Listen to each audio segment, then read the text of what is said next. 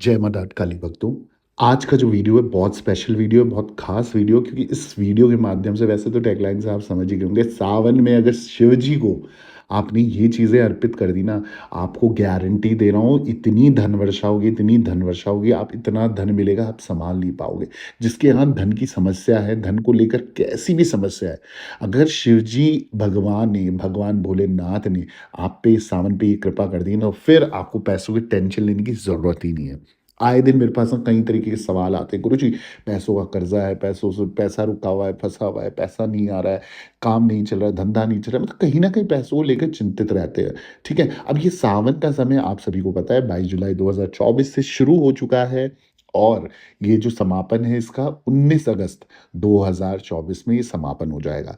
अब इस बीच में अगर आपने शिव जी भगवान को प्रसन्न कर लिया तो उनकी बहन लक्ष्मी आप पर प्रसन्न होकर धन की वर्षा करेंगी क्योंकि भगवान भोलेनाथ का तो कहा माँ लक्ष्मी कभी नहीं टाल सकती।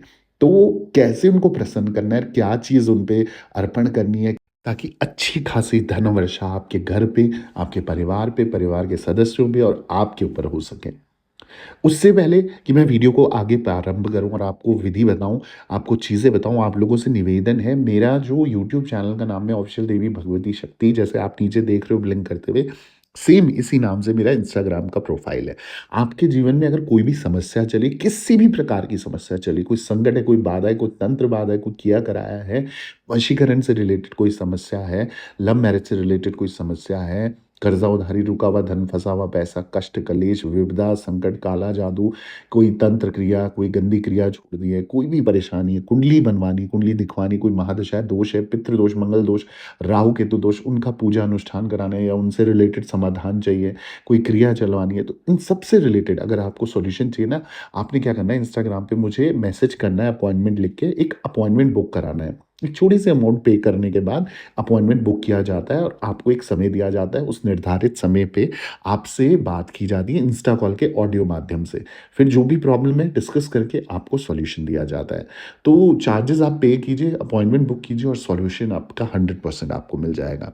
अब वीडियो पे आते हैं, वीडियो जो कह रही है, ये कहना चाह रही है या ये बताना चाह रहा हूँ मैं आपको कि सावन के पवित्र महीने में भगवान शिव की पूजा का विशेष महत्व बताया गया है। शास्त्रों के अनुसार इस महीने में शिवलिंग पर विभिन्न प्रकार के पत्ते चढ़ाने का विधान है।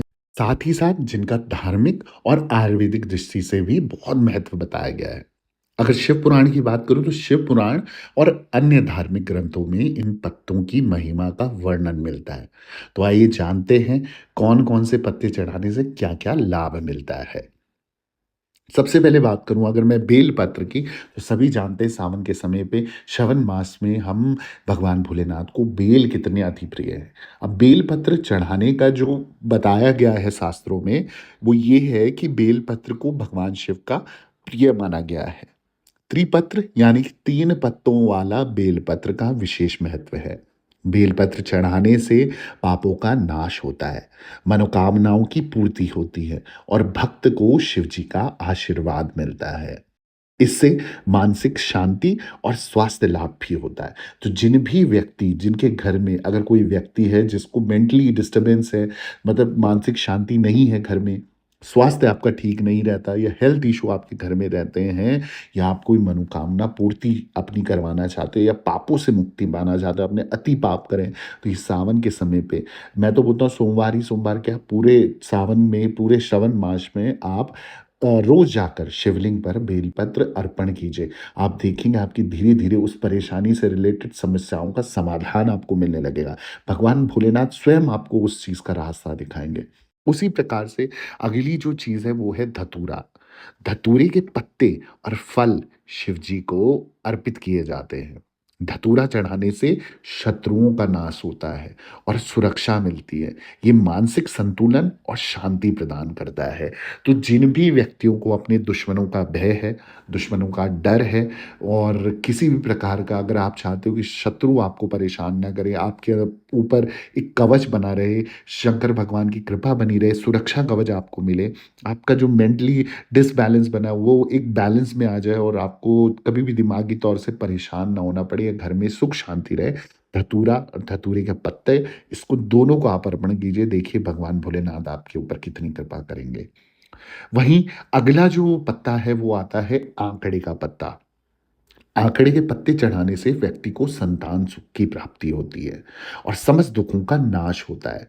ये स्वास्थ्य संबंधी समस्याओं को भी दूर करता है। तो जिसको भी संतान से रिलेटेड प्रॉब्लम है, जितनी माताएं बहनें हैं, जितने ही भाई हैं जिनके बच्चे नहीं हो पा रहे, संतान की प्राप्ति नहीं हो पा रही, संतान होती है तो कोई ना कोई कष्ट बाधा आ जाती है, भाग्यशाली बच्चे चाहिए, कुछ भी इस तरीके से रिलेटेड जो संतान सुख आपको चाहिए, उससे आप वंचित हैं किसी प्रकार से, तो आपको क्या करना है, भगवान भोलेनाथ को इस श्रवण मास पे, इस पवित्र अवसर पर आंकड़े के पत्ते चढ़ाने हैं। इससे आपका हेल्थ इश्यू भी ठीक होगा, स्वास्थ्य का तो भगवान भोलेनाथ आपका 100% ध्यान रखेंगे अगर उनकी सेवा आप इस सावन मास में करते हो, ठीक है? और आपकी और भी दुःख दलेदरी को दूर करके उन चीज़ों का निवारण करते हैं।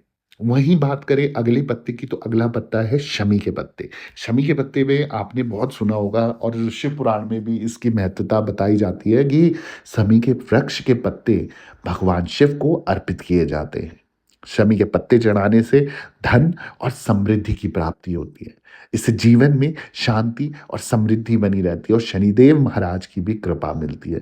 तो जो भी लोग अगर शनि के साढ़े साथी ढैया से जूझ रहे हैं और अपने कर्मों के अनुसार फल भोग रहे हैं, उनको बुरे कर्मों का फल मिल रहा है या आपके जीवन में कुछ भी अच्छा नहीं हो रहा है, बहुत स्ट्रगल कर रहे हो और या फिर आपको धन से रिलेटेड, समृद्धि से रिलेटेड प्रॉब्लम आ रही है, तो आपने क्या करना है, भगवान भोलेनाथ को शमी के पत्ते आपने वृक्ष से तोड़कर आपने पत्ते चढ़ाने हैं। देखिए, आप ये काम कीजिए, आपके घर में सुख होगा, शांति होगी, समृद्धि होगा, धन होगा, साथ ही साथ शनिदेव की कृपा भी आपको भोलेनाथ के संग मिलेगी। वहीं अगले पत्ते की बात करें तो अगला पत्ता है आपका आंवले का पत्ता।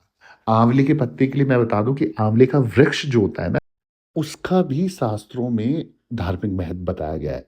आंवले के पत्ते चढ़ाने से स्वास्थ्य लाभ होता है, दीर्घायु की प्राप्ति होती है और ये मानसिक और शारीरिक कष्टों को आपको दोनों प्रकार से आपके लिए लाभकारी होता है। तो जो भी लोग फिजिकली और मेंटली अपने को डिस्टर्ब समझते हैं और किसी भी चीज़ से आप परेशान हैं, आपको लग रहा है कि रास्ते नहीं खुल रहे हैं या फिर समस्याओं का हल नहीं मिल रहा है या आपको अपने स्वास्थ्य को लेकर चिंता है, घर पे कोई व्यक्ति है जो प्रत्येक दिन बीमार पड़ा रहता है, बीमारी में पैसा जाता है, आपको उसकी आयु का डर है या लंबी आयु आप उसकी चाहते हैं, तो आप आंवले के पत्ते भगवान भोलेनाथ को इन श्रावण मास में प्रत्येक सोमवार को ज़रूर चढ़ाएँ। देखिएगा 100% ये चीज़ करने से आपको या उस रोगी व्यक्ति को आप ठीक होते हुए देखेंगे।